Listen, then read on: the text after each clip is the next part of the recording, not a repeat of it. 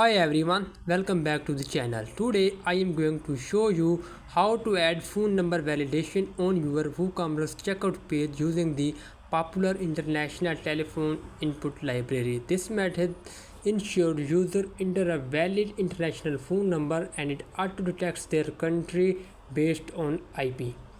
Here, what we will do, validate the number on checkout form submission, alert the user if the number is valid. So for this, go to appearance, click on the theme file editor,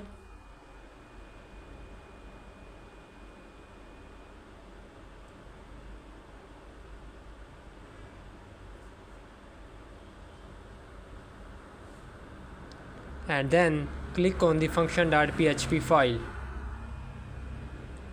Open the function.php file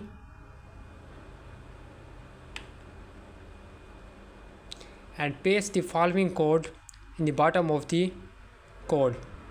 And here you can see this is the code.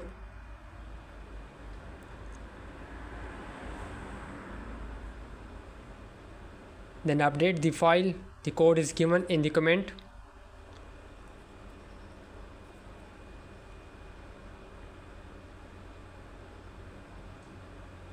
And then if I refresh the page, and then here you can see this is the way it works.